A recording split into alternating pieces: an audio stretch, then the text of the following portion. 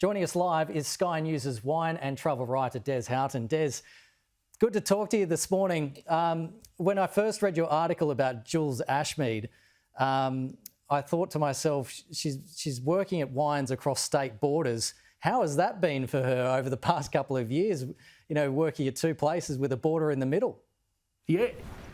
Yes, it's rather extraordinary. This woman is at the top of her game. She's a fifth-generation winemaker. Her forebears came out to dig for gold in the Victorian gold rush, and they planted vines in the 1850s. It's an incredible thing. She happened to marry a guy called Cameron Ashmead, who owns one of the part owners of Elderton. So she now has joined two historic wineries, both with vines over 100 years old, and she's responsible for running those. She makes Shiraz, the Command Shiraz, as you've spoken about, and she also makes the Bobby Burns Shiraz. But Campbell's, back in the Rutherglen, is very famous for its Topakes and Muscats. But she is not the only one. There's a great number of companies now, including with female winemakers at the helm, and these are including Wynns, Yalumba, Seppel's, Catnook, Jacobs Creek, Cullens, and the list goes on. There are even two women, Natalie Fryar and Kate Laurie, making sparkling wines that have scored more points than French champagnes. So the Blokey world of winemaking has been overturned, and a lot of these appointments are only recent ones. Yeah, traditionally it has been, you know, in senior roles, it's been sort of male dominated, but it seems to be shifting a little bit. And what's amazing to me is that some of these vineyards are just so old and they've stayed in families for multiple generations.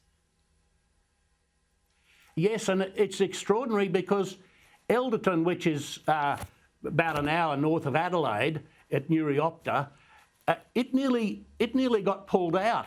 The Ashmeads came back from, Lorraine came back with her husband 40 years ago, and they loved this old homestead on this block. And the bloke said, oh, there's all these old vines there, you can have those for nothing as well. And these vines are the historic vines that are now producing one of the world's great red wines. At the time,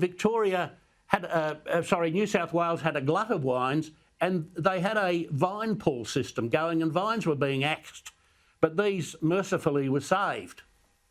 So from someone who doesn't know a huge amount about wines, the older the vine is, can you notice that the taste is different with older vines? Yes, of course, the roots go deeper and they pick up more of the you know, the winemakers talk about terroir and what flavours are extracted, and they do all sorts of things like, you know, picking at the right time and making sure that there are not too many grapes on a particular bunch, so they can intensify the flavours. Over in the Coonawarra, there's a winemaker called Sue Hodder who's been there for a long time. She's a specialist in Cabernet Sauvignon, and she's making a wine. Her Jacobs, John Riddick, her flagship wine, has been compared to some of the great Bordeaux's in France. Now, you could put a bottle of her wine on a table at a winemaker's do in the Bordeaux, and people would say, "Hey, that's pretty good."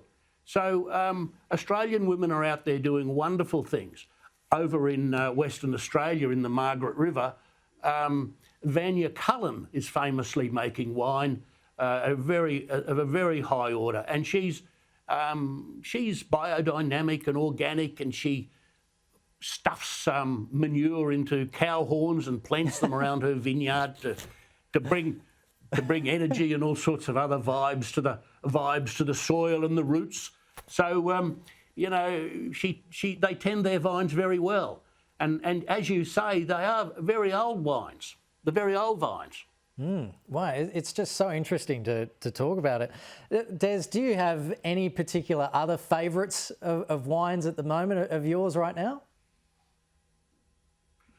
Oh, gee, that's a tough question. like most Aussie blokes, I like Shiraz.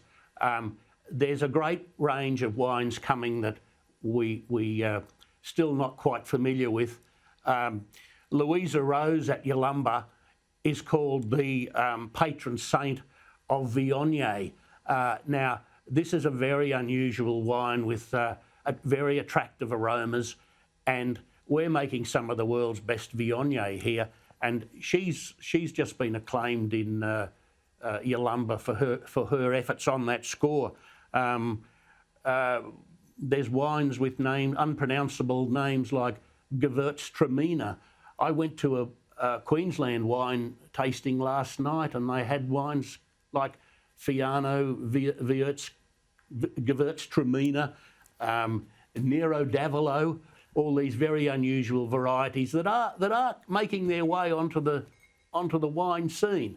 And I'm sure that we go and we grab a bottle of Cabernet or Shiraz, but soon we'll be grabbing these other wines, especially ones like Sangiovese and Tempranillo, that seem to suit our climate a bit better. Yeah. And they withstand temperatures, they withstand heat rises. So the whole industry's changing. Yeah, Des, well, I'm glad you're pronouncing them and not me. Des Houghton, thanks so much for your time today. All the best, mate.